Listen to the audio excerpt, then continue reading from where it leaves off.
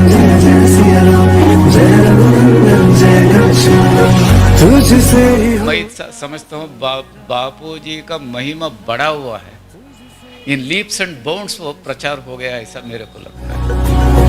तेरा नाम जो जो ऐसा बुरा भावना करते हैं उसका परिणाम भयंकर होगा, क्योंकि as you think so you become, as you sow you reap. जय सिया राम जय जय सिया राम। ये बापू जी भगवान का साक्षात्कार किया महापुरुष है, क्योंकि जितना भी ये जो उनका शिष्य लोग हैं और मैं उनका संदर्शन करता हूँ, एक प्रकार का ये फेस में झलक, औरा बोलते हैं उसको, आध्यात्मिक औरा। वो ऐसा आध्यात्मिक औरा जिस वो भगवान को पाए हुए महापुरुषों का शिष्यों में भी पाया जाता है बोलते हैं। और इस जन्म में नहीं हो तो दूसरा जन्म में, दूसरा जन्म, तीसरा जन्म में वो गंतव्य स्थान माने परमात्मा का साक्षात्कार कर ही लेता है ऐसा। और मेरे को बापू जी का एक तो ये प्रापंचिक तौर से ये पढ़ता हूँ कि कोई इतना गरीब लोग रहते थे, बापू जी को प्रार्थना किया और महीना में 2000 रुपया तनख्वाह लेने वाला अभी 20 लोगों को रह करके एक एक आदमी को वही लोग कई हजार तनख्वाह दे रहा है ऐसा। और ये सब मामूली नहीं है, क्योंकि उन लोगों ने मोबाइल नंबर भी देते हैं। एंड बापूजी बार बार बोलते हैं जो साधक अपना मई को जो समझ लिया उनका ज़िंदगी उद्धार हो गया करके। अभी मेरे को इन महापुरुषों का आशीर्वाद से वो मैं क्या है, मैं शरीर नहीं हूँ, मन नहीं हूँ, और उसका ये दोनों का आधार अज्ञान नहीं हूँ, ये तीनों को प्रकाश करने वाला आत्म तत्व हूँ। इस शरीर के अंदर जो आत्म तत्व है वही दुनिया के अंदर जितना लोग हैं उन सब के अंदर, चाहे प्राणी पक्षी हो या सस्य वर्ग हो, कुछ भी हो, सब के अंदर वही परमात्मा मैं ही व्यापक रूप है, ज्ञान प्रकाश है।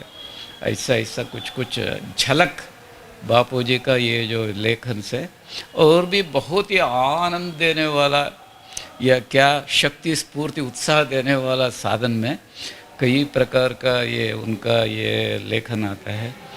ये सब पढ़ करके हमारा हृदय मन पूरा के पूरा जैसा अमृत से भर गया ऐसा। फिर भी ये महापुरुष लोग ये अपना ज़िंदगी के बारे में स्वामी रामतीर्थ क्या बोलते हैं, एक ऑयल एंड विक, उसको जैसे वो जलाते रहेंगे दूसरों को प्रकाश देते रहेंगे। ये तो अपने आप दूसरों को प्रकाश देने के लिए अपना शरीर और मन को ऐसा कई प्रकार का तकलीफ में डालेंगे, इससे उनका महिमा और भी ज़्यादा ही हो जाता है। फॉर एग्ज़ाम्पल और भी बड़े बड़े महान संत होंगे हमारा भारत देश में है, तो अभी बापू जी का जितना पूरा इंटरनेशनली फेम हो गया इसके कारण से, तो क्या हो गया, इतना पब्लिसिटी नहीं होता था, ये लोग ऐसा नहीं किया होता। तो अभी वो लोग जैसे मैंने कनाडा का कोई वो मेयर बोला हुआ मैं पढ़ा, और भी अमेरिका में, ऑस्ट्रेलिया में, जैसे एक बार मैं ऑस्ट्रेलिया गया था, उधर भी बापूजी का एक चेली थी माताजी, जहाँ मेरे को वो ले गए थे, वो सवेरे सवेरे सूर्य भगवान का आर्घ्य दे रही थी। वो बोले ये बापूजी का ये है करके। देखिए ऑस्ट्रेलिया में तो उनका पूरा परिवार बापूजी का भगत था। तो ऐसे ही ये जो आस्तिक लोग हैं पूरा अभी भारत देश में विदेशों में भी ये पब्लिसिटी की वजह से कोई एंटी हो के फार हो, वो मैं समझता हूँ बापूजी का महिमा बढ़ा हुआ है, इन लीप्स एंड बाउंड्स वो प्रचार हो गया ऐसा मेरे को लगता है।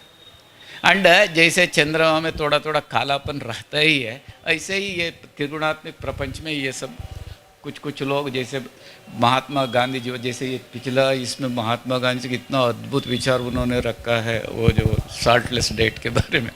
एंड और भी बापूजी बहुत सुंदर सुंदर बात पिछले अंकों में भी मैं पढ़ा बापूजी के, महात्मा गांधी जी के बारे में। ऐसा ऐसा महापुरुष को ही कई विरोधी लोग, तो ये तो रहता ही है करके हम लोग ये त्रिगुणात्मक प्रपंच में थोड़ा समाधान लेना ही पड़ेगा। एंड कुछ 2-3 महीनों के पहले बापूजी ने बोले थे, ऋषि प्रसाद में पढ़ा, और जो भी प्रार्थना किया हो मैं उनको आंसर नहीं दिया हो वो मेरे को बतावे करके 2-3 मेरे ख्याल में 4-5-6 इसका हुआ। एंड देन ये भी बता रहे थे ये कोविड में करोड़ों रुपया वाले बड़े बड़े शहरों में 2-3 कमरे का फ्लैट में ही वो बाहर नहीं आ सकते थे। मैंने नहीं, जैसे आप बम्बई में देखा होगा ना, करोड़ रुपया होने से भी 2-3 कमरा रहेगा उसके अंदर ही। लेकिन वो बोल रहे थे हमारा साधकों के बारे में, शिष्यों के बारे में, तुम लोग तो इतना विशाल विशाल विशाल आश्रम में मेरे को उसको पढ़ करके बहुत ही आनंद हुआ, क्योंकि मैं बॉम्बे में, कलकत्ता में आपके भी आश्रम है तो वहाँ पर रहते होंगे। नहीं आश्रम नहीं है, ये क्या भक्तों का घर में गया हुआ है ना, वो तो ऐसे ही रहेगा। ये इधर एक कमरा उधर एक कमरा, और बाहर जाने से बालकनी, उसके बाद सीढ़ी, और उसके बाहर जा ही नहीं सकते हैं ना कोविड की वजह से, कहाँ क्या करेगा। बापूजी का जब वो बोले उसको मैं पढ़ा, क्योंकि मेरे को भी अनुभव था, बहुत ही आनंद आया। देखिए बापूजी का महाकृपा है। जैसे नैमिष ले लीजिए और क्या लखनऊ ले लीजिए, कहीं भी जाइए वो इतना विशाल विशाल विशाल विशाल, इससे भी बड़ा आनंद का बात क्या है। एंड और एक बहुत बड़ा बात है, जो भी मेरे को साधक मिलते हैं उनको इतना तमन्ना मैं अनुष्ठान करो और आत्म साक्षात्कार करो। और थोड़ा महीनों के पहले मैं ऐसे जाता रहता था, उस एक साधक थे, आगरा से आए थे, और वो इतना कंटिन्यूसली जब तक करते थे, और मैं उनको ऐसे ही प्रणाम करके आ जाता था। एंड उन्होंने वो ये करने के बाद इधर आ गए थे 6:30 बजे सवेरे सवेरे मेरे को मिलने के लिए समझे वो। एंड उसके बाद मैं उस समय थोड़ा सा अनुष्ठान में रहता था, वो आवाज़ देने से भी सुनाई नहीं पड़ा। इन लोगों ने बोला अभी स्वामी जी नहीं मिले कर चले गए। फिर 10:30 बजे एक घी का डिब्बा लेके आए स्वामी जी में मैं आप आते थे, लेकिन मैं ऐसा मैं देखा ट्रेमेंडस श्रद्धा भक्ति निष्ठा वाले साधक। ये कोई मामूली बात नहीं, देखने के लिए नहीं मिलेगा आपको, देखने के लिए भी नहीं मिलेगा। ये देखिए मुंह से बोलना थियरी एक बात है, प्रैक्टिकल करना अलग बात है। और जितना भी बापूजी के शिष्य के संपर्क में आया उनका वही स्पिरिचुअल ऑरा और निष्ठा, ये जो बापूजी बोले हैं उसको पालन करने में, ये बहुत बड़ा बात है। मिलिट्री डिसिप्लिन है, ये कोई मामूली बात नहीं है। मैंने ये भगवान के बारे में, आत्मा के बारे में, ये सब बहुत कुछ बातचीत कर सकता है, लेकिन उसको प्रैक्टिकल ले आना बहुत बड़ा मुश्किल है। बट मैं बापूजी का इतना ऐसा प्रभाव देखा, जैसे आगरा से एक आए थे, एक कंबल बांटने के वक्त माता पितृदिवस, वो इतना जैसे वो वाणी में ओजस होता है, ओजस, तो उन्होंने ऐसा बोल रहा था, मैं बहुत ही प्रभावित हो गया। हमारे से वो भी बहुत प्यार करने लगे वो। और ऐसे ही दूसरे जगह से भी आए थे। मैंने उन लोगों के अंदर face is the index of the mind and eye is the mirror of the soul बोलते हैं। तो इंसान सब एक ही होता है, लेकिन उसमें फ़र्क स्पिरिचुअलिटी जैसे है। ये घड़ा है ना, घड़ा, उसके अंदर ठंडा पानी रखा हुआ तो उसका सरफेस भी ठंडा लगेगा, और अंदर उजाला होने से वो भी बाहर उजाला दिखाई पड़ेगा। ऐसा मेरे को स्पिरिचुअल आध्यात्मिक शक्ति ये मालूम पड़ता है ये बापूजी का शिष्यों में। As you sow you reap करके, माने जैसे आप लोग बोएंगे वैसे ही फल पाएगा करके। और बापूजी भी कई बार इसके बारे में प्रवचन में बोलते हैं। इसीलिए जो ऐसा बुरा भावना करते हैं उसका परिणाम भयंकर होगा, क्योंकि as you think so you become, as you sow you reap. कोई भी जैसे कबीर साहब बोले, कांटा का पौधा बो करके आमुआ चाहिए तो कभी नहीं मिल सकता है।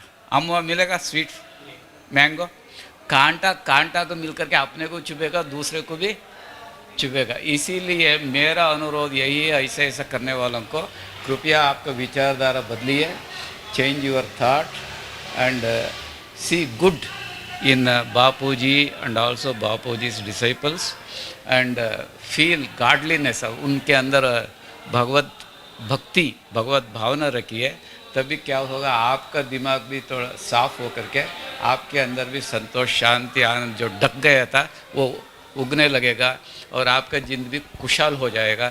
नहीं तो जहर खा करके कोई बच नहीं सकता है। ऐसा नेगेटिव थाट्स से कोई भी दूसरों को ये भी नहीं कर सकता है, वो करने से भी वो हवा में उड़ जाएगा, लेकिन खुद बहुत ही भयंकर तकलीफ में रहेगा, बेचैनी में रहेगा। तुझसे ही होता सवेरा,